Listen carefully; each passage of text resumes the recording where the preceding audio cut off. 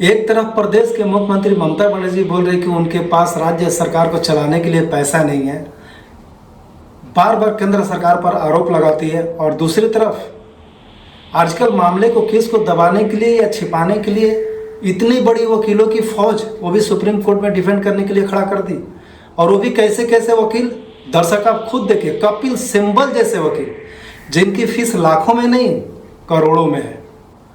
आजकल मामला को छिपाने के लिए या इसको डिफेंड करने के लिए आज जो माननीय सुप्रीम कोर्ट में जो आज नज़ारा देखने को मिला, ये वाकई में बहुत ही ताजुब की बात है।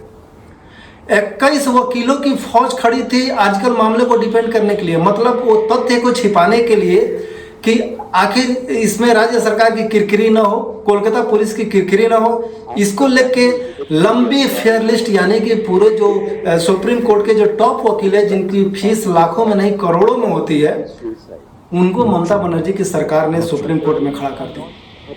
एक तरफ राज्य सरकार में विकास परियोजनाओं को चलाने के लिए पैसा नहीं है, जिसका बार बार आरोप केंद्र सरकार पर लगते जा रहा है, और दूसरी तरफ आजकल मामले को डिफेंड करने के लिए इतनी लंबी लिस्ट, वो भी सबसे बड़े वकीलों की। दर्शक आप जानते हो कि कपिल सिब्बल सुप्रीम कोर्ट के बहुत बड़े वकील हैं, उनकी फीस लाखों में नहीं करोड़ों में होती है। और आजकल जो पश्चिम बंगाल सरकार की जितने भी केसेस है, खासकर आजकल मामले को लेके, वो सुप्रीम कोर्ट में अपना पक्ष रख रहे हैं, यानी कि राज्य सरकार की तरफ से डिपेंड कर रहे हैं। आज जब सुप्रीम कोर्ट में इस मामले की हियरिंग हो रही थी, तो सुप्रीम कोर्ट के जज के सवाल ने कपिल सिब्बल का होश हवास उड़ा दिया। सवाल ये था कि एफआईआर में इतनी जो देरी की गई थी, आखिर क्यों देरी की गई थी, किसके आदेश का पालन किया जा रहा था जिसकी वजह से एफआईआर करने में इतनी देरी होगी, परिवार को बिना बताए पोस्टमार्टम कैसे कर दिया गया, पोस्टमार्टम के बाद एफआईआर कैसे लॉन्च हुई।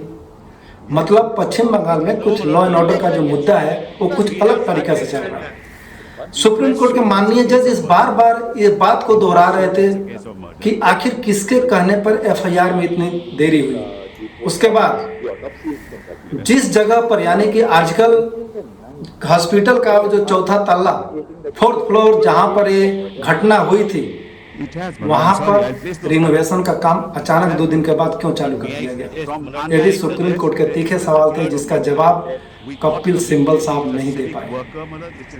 इसके अलावा सुप्रीम कोर्ट ने यह भी पूछा कि आखिर क्या वजह थी कि घटना के 2 दिन के बाद वहां पर कंस्ट्रक्शन का काम चालू हो गया।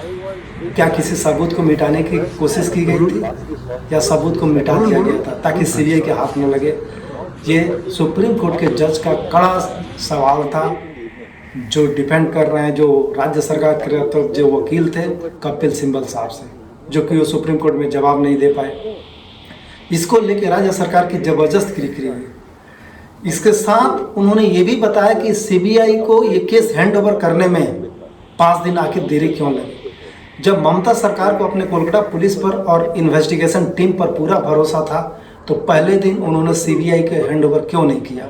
या कोलकाता पुलिस जो इन्वेस्टिगेट कर रही थी, तो उन्होंने जो पूर्व जो प्रिंसिपल है जिसका नाम संदीप घोष है, उसके नाम पर एफआईआर क्यों नहीं किया गया।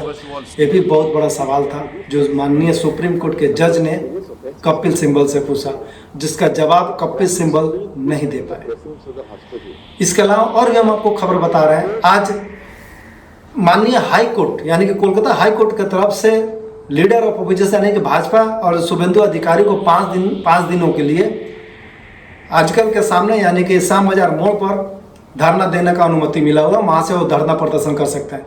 इसको लेकर कल उन्होंने भारी मन से स्वास्थ्य भवन के घेराव का ऐलान किया था, जिसका जो परिचालन था वो उल्टा डांगा क्रॉसिंग से चालू होकर स्वास्थ्य भवन सॉल्टलेक पहुंचने वाला था। इसको लेकर आज पूरा दिन खलबली मची रही। जैसे समय गुजरा वैसे उल्टा डांगा के पास लाखों की संख्या में बीजेपी समर्थक वहां पर पहुंच गए, जिसमें बड़े से बड़े नेता भी थे। जो नेता कल वहां पर श्याम बाजार स्टेज पर मौजूद थे, वही नेता आज वहां पर भी मौजूद थे उल्टा डांगा के पास। केंद्रीय मंत्री डॉक्टर सुकांतो मजूमदार के साथ साथ लीडर ऑफ अपोजिशन शुभेंदु अधिकारी, अग्निमित्रा पॉल, उमेश रॉय, कबीर शंकर बोस, दिलीप घोष के अलावा और भी जो भाजपा के जो वरिष्ठ नेतागण थे वो सभी इस मिছিল में मौजूद थे। जो जुलूस था वो लगातार उल्टा डांगा से बढ़ते गया और पुलिस उन लोगों को रोकने की कोशिश करती गई। स्वास्थ्य भवन पहुंचने के बाद पुलिस का जबरदस्त वहां पर बैरिकेड लगा दिया गया था, जो कि आप पिक्चर में देख पा रहे हैं। वहां से शुभेंदु अधिकारी के टीम को यानी कि भाजपा कार्यकर्ताओं को आगे बढ़ने नहीं दिया जा रहा था। ये बार बार इस बात की कोशिश की जा रही थी कि उनको यहीं पर रोक लिया जाए। इसको देखते हुए भाजपा को जो समर्थक थे वो उत्तेजित हो चुके और बैरिकेड तोड़कर उन्होंने आगे बढ़ा। हालात को जब समझते देर न लगी और कोलकाता पुलिस ने उन सबको अरेस्ट कर लिया, जिसमें शुभेंदु अधिकारी भी थे। बाहर निकल कर उन्होंने प्रेस कॉन्फ्रेंस की और क्या कुछ बताया, आप सीधे तौर पर देख सकते हैं। उन्होंने कोलकाता पुलिस के ऊपर और ममता बनर्जी के ऊपर लगातार इल्जाम लगाया कि हम लोगों को किस तरह से यहाँ पर गलत तरीक़े से गिरफ्तार करके ऐसे वैन में बैठाया गया जिसमें ड्राइवर ही नहीं था। और उस मौसम में वहाँ पर करीब 45 मिनट तक उस गाड़ी में हम लोगों को बैठा के रखा गया। हालांकि बाद में उन्हें रिलीज कर दिया गया, लेकिन जिस तरह से शुभेंदु अधिकारी और बीजेपी के तमाम नेतागण को गिरफ्तार किया गया था कोलकाता पुलिस के द्वारा, वो बार बार इल्जाम लग रहे थे कि बहुत ही गलत किया गया था हम लोगों के साथ। हम लोग चाहते तो बहुत कुछ कर सकते थे, लेकिन भाजपा के जो नेता हैं वो ऐसा कुछ नहीं करने वाले थे। हमने कल ही ऐलान किया हुआ था कि जैसे भी हो हम लोग स्वास्थ्य भवन का घेराव करेंगे। इसको लेकर तमाम नेतागण भी वहाँ पर मौजूद थे और आज उन्होंने सॉल्टलेक में स्थित स्वास्थ्य भवन का घेराव भी किया।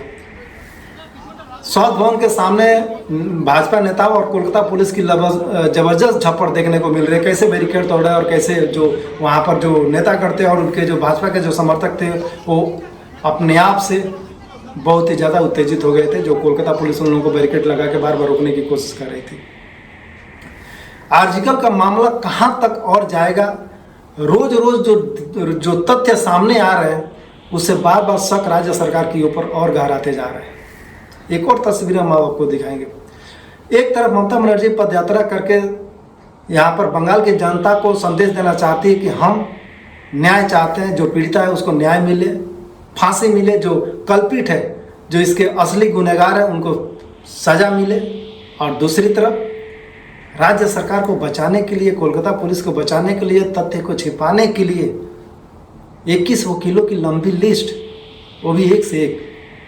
सीधे तस्वीर आप देख सकते हैं, ये रहा आप लोगों के स्क्रीन पर जो 21 वकीलों की जो लिस्ट है, जिसमें सबसे ऊपर में नाम सबसे देश के मशहूर वकील कपिल सिब्बल का है, वो है। बाकी का लिस्ट आप देख सकते हैं। ये जितने हैं समूचे लगभग 21 वकीलों की लिस्ट है, जो राज्य सरकार यानी कि पश्चिम बंगाल सरकार का डिफेंड करने के लिए सुप्रीम कोर्ट में खड़े थे, और जिनका जो जवाब सुन के माननीय सुप्रीम कोर्ट के जज साहब का भी माथा ठनक गया।